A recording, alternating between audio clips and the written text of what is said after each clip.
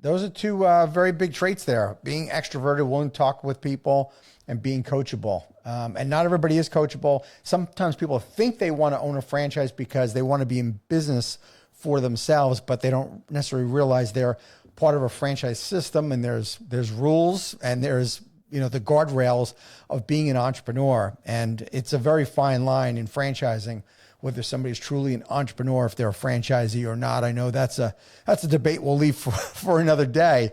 But to your earlier point about using like the disc, I'm a huge believer in it. And I would say that it was life-changing for my business to start using a behavioral assessment program. I love predictive index. I love culture index. I think DISC is great. I tell franchisors all the time, I don't care which you use. It really doesn't matter to me. Use something, because at least it'll give you it'll give you a roadmap on what we can expect from people.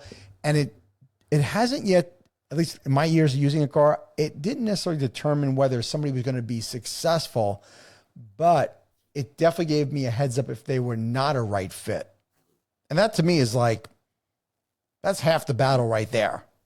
Yeah. Yeah. The thing I like about the DISC too is, or any of those tests, is it gives you the truth of a person's makeup. Because what I was doing is I had my franchise application and I would ask them, hey, are you coachable?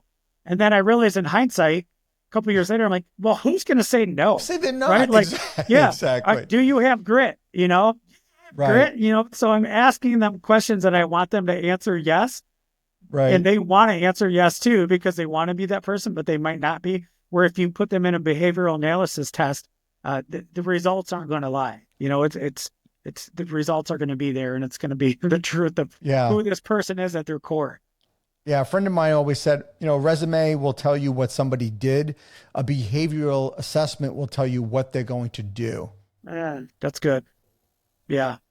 Yeah, right. And at the end of the day, we want to know if they are going to be a right fit. Gar, so what is let's move on to the financial side of things. What's the investment range for owning one of your franchises? So our franchise startup fee, we actually just reduced it, which I'd love to hear your feedback on this, because you probably, I don't know if that's a common thing, but as we were reviewing, we were charging $50,000.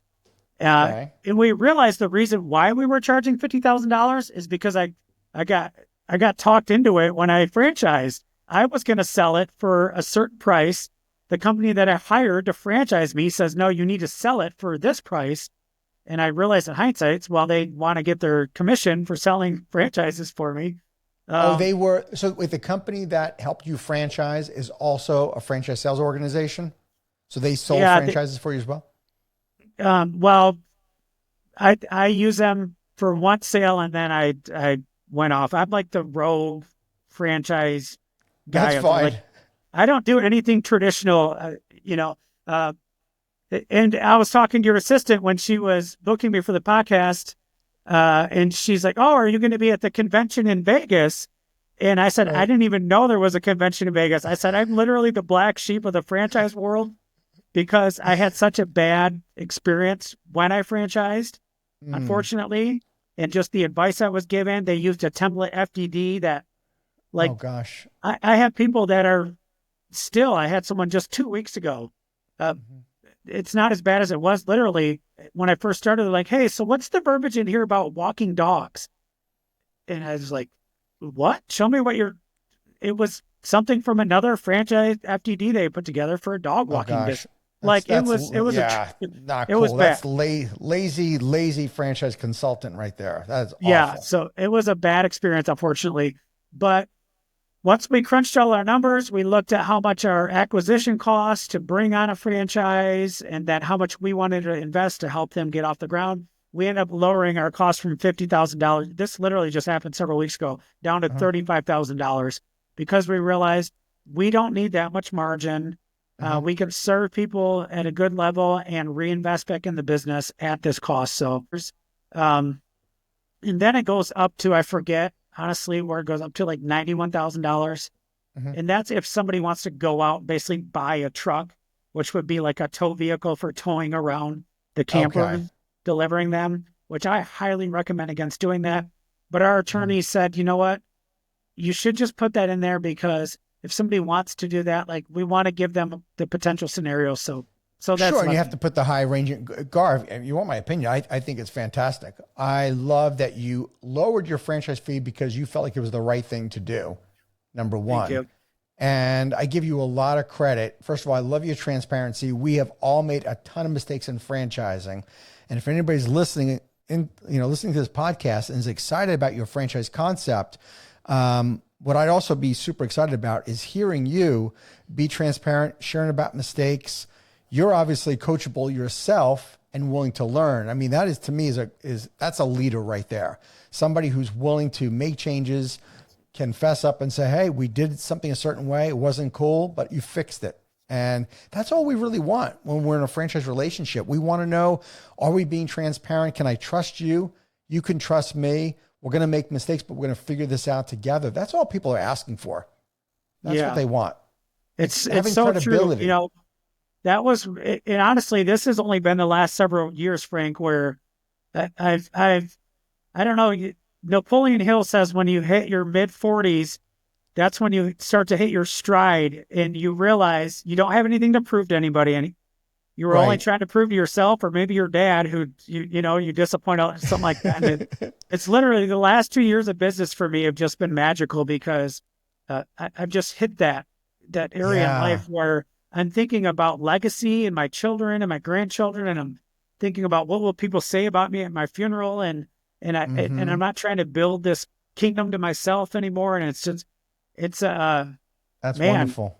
You sleep a lot better at night when you realize it was all a facade with you trying to prove it. It's true. When I was in my 20s and 30s starting out, I used to believe in the mantra that success was the best revenge. And it's exhausting of a mantra, but it was like the fire that got me started. It helped ignite everything. But that's not a mantra I live by at all anymore. The mantra I try to live by in my business is I am here to serve. And I believe that we're here to serve and help others. And it's so much more positive and uplifting when you're trying to serve others and you're trying to give people a great opportunity and give back. And to me, that's really what it's so much, it's richer and fuller and it just feels better than trying to be successful out of revenge for people that doubted you or naysayers. That's exhausting. But many of us did it. I did that. Yeah, I think it's part of the journey that we walk through as entrepreneurs is trying to prove ourselves. And then when we get to that part of where we're just trying to serve others, right, that we feel a lot more fulfilled. And then the money comes as a byproduct. It's like, I put the money first. I actually, if I just focus on serving others, and I realize the money is going to come as a result, of doing the right thing. I agree. I agree with that. Anytime in any business I've ever tried to do something where the money was first, I screwed it up. It did not work. Yeah. But I've always tried to do the right thing first. And it's hard because you want to, when you're leading a franchise organization, doing what's popular is much easier to do than doing the right thing. It's much more of a challenge. But I think that's the only other way you can really grow your franchise brand is making the hard decisions. Yeah. And then we've learned, when a franchise that I had that went awry, she's still a franchisee, but she won't even talk to me. But one of the things she told me a couple of years ago, and she was very mad, or a little over a year ago, she said, you need a franchise advisory board because you should just be able to do whatever you want.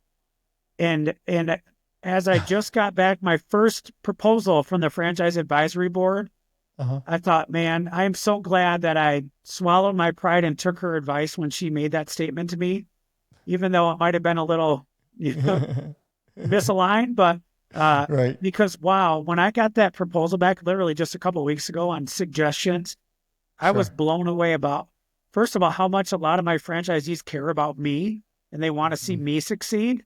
Absolutely. And how the advice that they gave me was really phenomenal advice that helps all of us.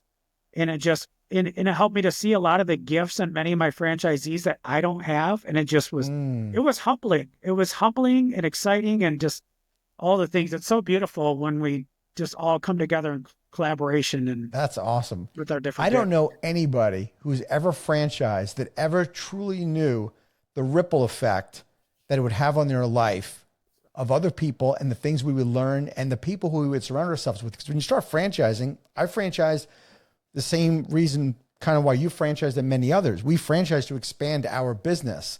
And we never really think about the people who we're surrounding ourselves with, that they come with their own experiences in business and in life. And you put those people together, I mean, exponentially, how much you can grow. You could have never done that on your own. That's the power of franchising. Thank you for tuning into the Emerging Franchise Brands podcast. For additional insights, guest applications, and to stay connected, visit us at efbpodcast.com. The Emerging Franchise Brands podcast is for entertainment purposes only, and the views expressed do not necessarily represent those of Emerging Franchise Brands, its host Frank Fumey, or Emerging Franchise Group LLC. Any discussed franchise or investment opportunity requires thorough investigation, obtaining proper disclosure documents, and expert consultation before making any investment decisions. The podcast and its host do not offer professional advice or endorsements, and they hold no responsibility for actions, representations, accuracy, or consequential damages related to the podcast content.